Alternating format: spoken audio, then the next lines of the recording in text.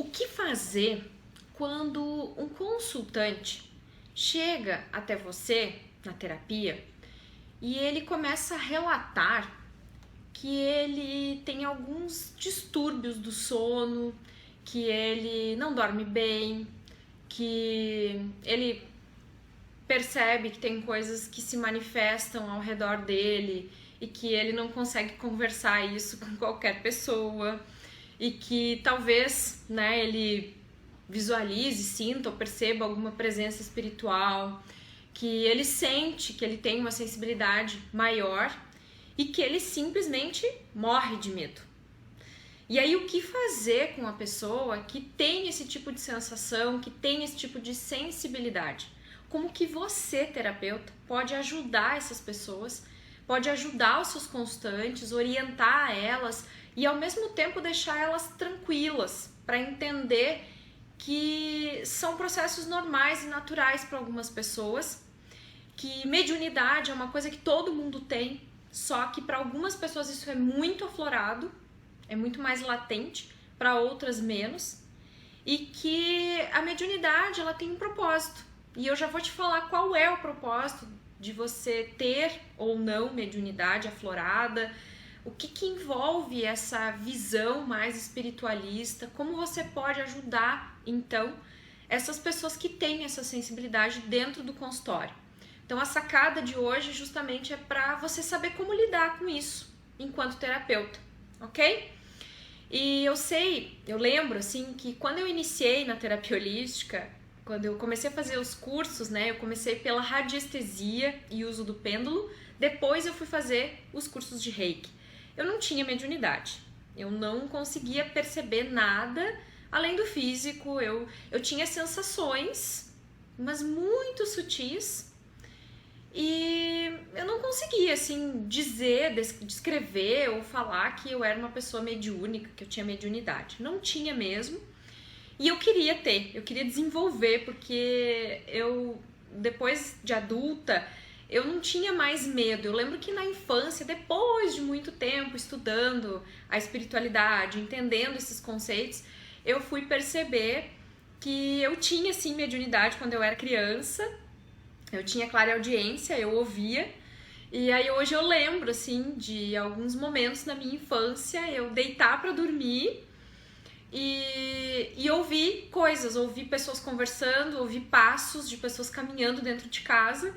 E eu lembro que eu não tinha medo, eu levantava da cama e eu ia espiar pela porta, assim, pra ver se tinha alguém, e não tinha ninguém, tava todo mundo dormindo. E naquela época eu não sabia exatamente o que era. Hoje eu sei que provavelmente eu já tinha um pouco de clareaudiência, né? Que é ouvir mais do que o normal, digamos assim.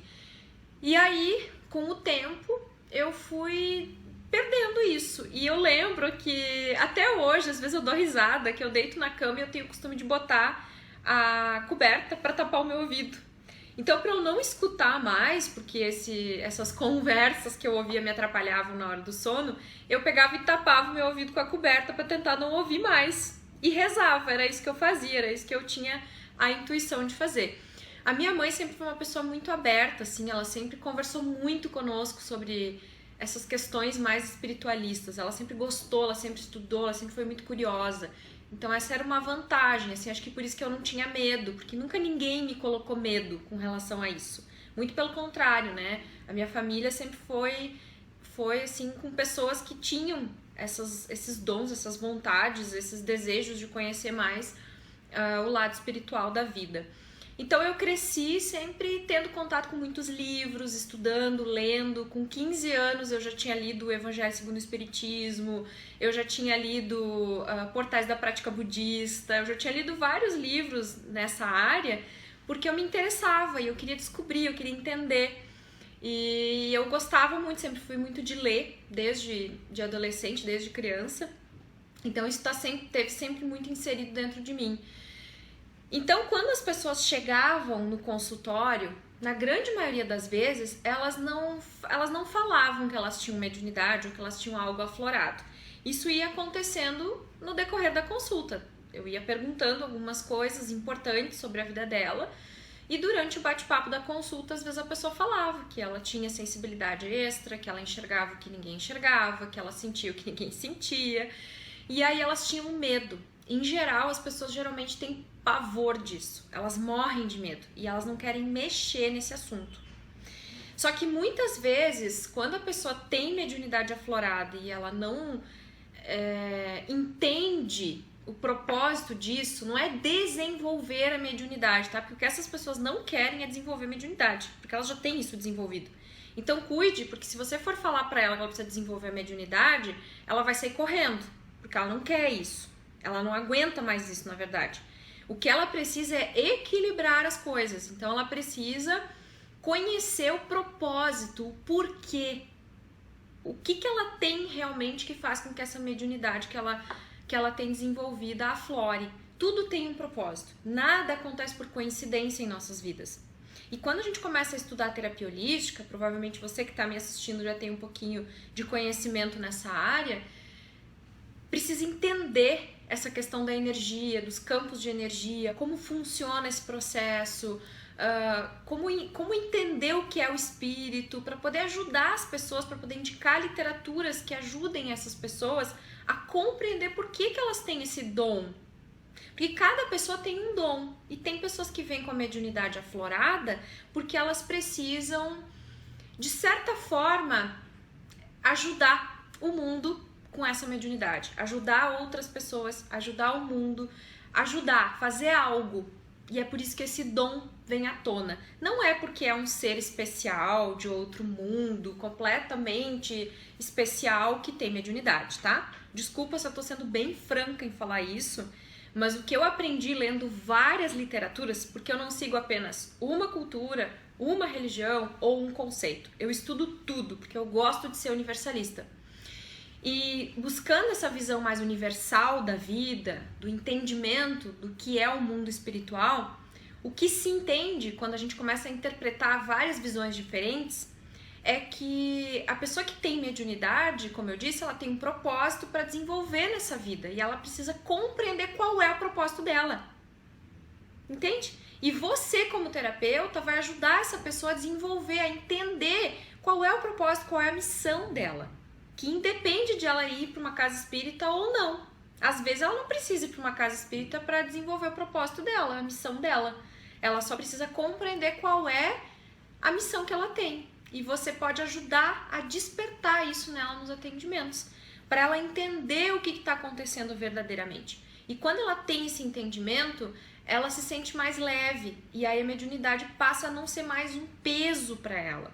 E sim um algo mais que ela trouxe, uma ferramenta a mais que ela trouxe para se ajudar e para ajudar as outras pessoas. Porque também não adianta nada ter mediunidade para ajudar as pessoas e não ajudar a si próprio. Então você faz tudo para ajudar os outros, frequenta lugares onde você faz tudo para ajudar as pessoas, mas a sua vida é virada do avesso. É uma porcaria. Seus relacionamentos são ruins, sua vida é horrível, você é infeliz no trabalho, você é infeliz com a sua vida, você tem uma vida financeira desgraçada, tudo dá errado. Aí não adianta. Ajuda as pessoas, mas não ajuda a si mesmo. E o terapeuta, na minha opinião, ele tem que começar se ajudando para poder ajudar as pessoas. Então você precisa se descobrir, se compreender e estimular isso no consultório. Quando você já está descoberto, né, já entende quem você é, a sua missão, já está engajado nesse propósito de vida, aí você também se sente em condições de ajudar a outra pessoa que está precisando compreender e melhorar essas questões. Bom, se você gostou desse vídeo, se você sentiu e percebe que você nasceu para ser terapeuta, que você precisa se desenvolver nessa profissão, que você quer um dia viver dessa missão ou já vive de terapia holística, mas ainda não tem sucesso na profissão, continue acompanhando o meu trabalho, curtindo a minha página, a página Kátia Bazan no Facebook, que aí você pode ver os vídeos que eu posto todos os dias com sacadas, com dicas como essa, para te auxiliar, para te ajudar a realmente realizar a sua missão, trabalhar nessa profissão linda que é a terapia holística e também ter sucesso com ela, tá bom? E também você pode se inscrever no meu canal do YouTube. Então, para continuar acompanhando meu trabalho, você pode curtir minha página e se inscrever no meu canal. Assim, você continua tendo acesso a esses conteúdos, a essas dicas, a essas sacadas todos os dias, tá bom? Um grande beijo e eu te vejo no próximo vídeo. Até lá!